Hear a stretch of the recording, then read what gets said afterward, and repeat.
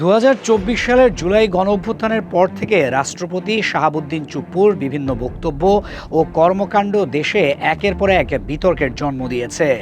দেশের সর্বোচ্চ পদে বসে থাকা একজন ব্যক্তি টেলিভিশনে জাতির সামনে ঘোষণা দিলেন যে তিনি প্রধানমন্ত্রীর পদত্যাগপত্র গ্রহণ করেছেন, অথচ ঠিক কয়েক মাস পরেই তিনি সম্পূর্ণ উল্টো কথা বলে বসলেন। তিনি জানালেন সেই পদত্যাগপত্র তিনি খুঁজেই পাননি।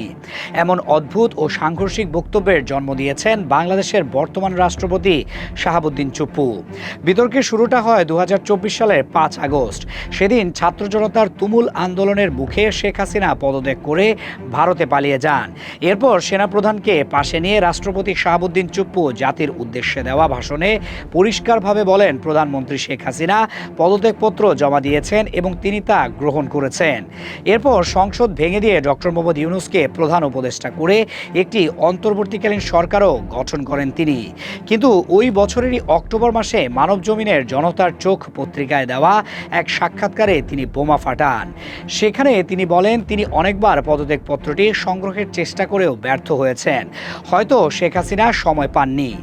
একই মুখে এমন সাংঘর্ষিক কথা শুনে সারা দেশে তীব্র প্রতিক্রিয়া সৃষ্টি হয়। বৈষম্য বিরোধী ছাত্র আন্দোলন তার পদত্যাগের দাবিতে রাস্তায় নামে। বিক্ষুব্ধ ছাত্র জনতা বঙ্গভবন ঘেরাও করে, সেখানে পুলিশ ও সেনা সদস্যদের সাথে সংঘর্ষের ঘটনা ঘটে এবং গুলিতে বেশ কয়েকজন আহত হন। খোদ আইন উপদেষ্টা আসিফ নজরুল রাষ্ট্রপতির এই বক্তব্যকে সরাসরি শপথ ভঙ্গ বলে উল্লেখ করেন। অবস্থা বেগতিক দেখে রাষ্ট্রপতি সুপ্রিম কোর্টের আদেশকে ঢাল হিসেবে ব্যবহার করে বিষয়টিকে মীমাংসিত বা সেটেলড ম্যাটার বলে বিতর্ক এড়ানোর চেষ্টা করেন। তবে এই ঘটনার পর রাষ্ট্রপতির পরিস্থিতি বেশ বদলে যায়। অন্তর্বর্তী সরকারের শুরুর দিকে তার প্রেস উইং বন্ধ করে দেওয়া হয়।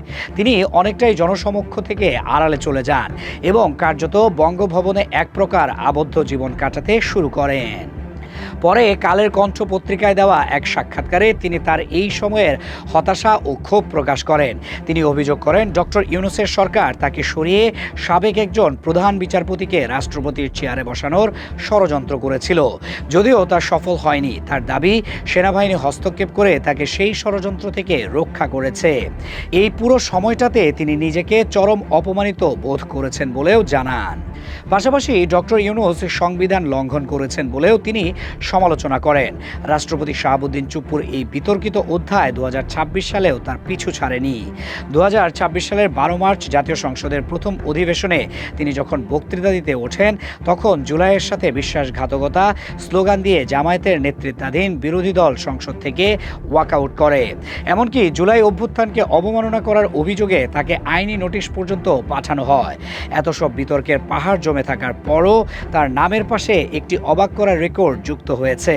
তিনি দেশের ইতিহাসে এমন একজন রাষ্ট্রপতি যিনি শেখ হাসিনার সরকার, ডক্টর ইউনূসের অন্তর্বর্তী সরকার এবং নতুন নির্বাচিত সরকার, এই তিন সরকারেরই শপথ পড়িয়েছেন।